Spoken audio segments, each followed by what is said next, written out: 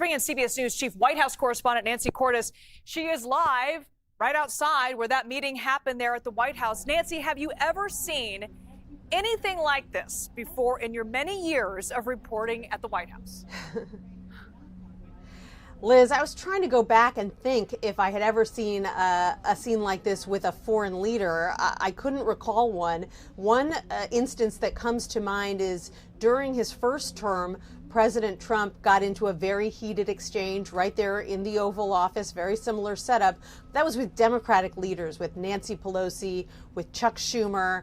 You'll recall that kind of famous image coming out of that meeting, Nancy Pelosi in her red coat and her sunglasses, kind of doing a little victory walk after she and Schumer had managed to get Trump pretty riled up, and there was a very intense back and forth. That's the only thing that comes to mind. But I think what was different about this situation is that it is literally a life and death conversation that is taking place because it is about the Ukraine war. And in this case, it was 2 against 1, the president and the vice president berating the leader of a foreign country who does not speak English as his first language. In fact, a lot of times, Volodymyr Zelenskyy, when he's doing interviews, when he's giving speeches, he chooses to give them in Ukrainian, and then they are translated because he's obviously not as comfortable with a back and forth in English as Trump and Vance are. And so once this fight really got underway,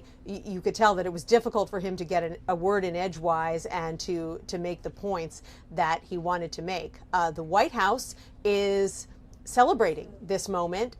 They have put the video out on X, the social media company, and the White House press secretary Caroline Leavitt posted underneath that video that this is the president and vice president standing up for the American people.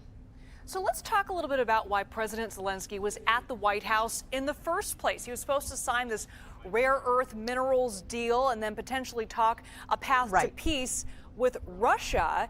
Any word on the status of what's going to happen with that agreement and where things are now? That's a great question. As reporters were leaving the room after that incident, one reporter shouted to the president, "Do you think you can still make a deal?" And he said, "We'll see." They are talking behind closed doors right now, so we don't know what the aftermath of this confrontation looks like, and we're also waiting to see if these 2 leaders go ahead with a scheduled news conference that's supposed to take place right after their private meeting wraps up. And we'll get a much better sense once that private meeting is over whether they were able to smooth things over, get this back on track, and whether they're still going to plan to come out in front of the world and speak to reporters about what they've decided. I think what was clear from the conversation in the Oval Office was that what started this was that President Trump really wanted to focus on that minerals deal, what the United States is going to be getting out of it, the fact that he was able to cut this deal with Ukraine, his argument that this is going to be a big help for Ukraine, and the fact that Zelenskyy took the opportunity in front of the cameras to make the case about the need for ongoing security assistance from the United States and why he believes that Vladimir Putin is not someone to be trusted in any kind of negotiation.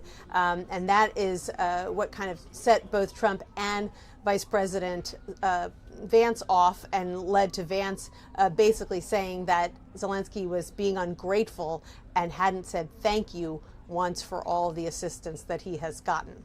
Yeah, you mentioned earlier in that special report, it was almost like he was scolding him like a teenager for not saying thank you for the support the U.S. has given Ukraine. Nancy Cordes, we're going to stand by and find out if that press conference and that deal is actually going to happen. Thanks so much for being with us.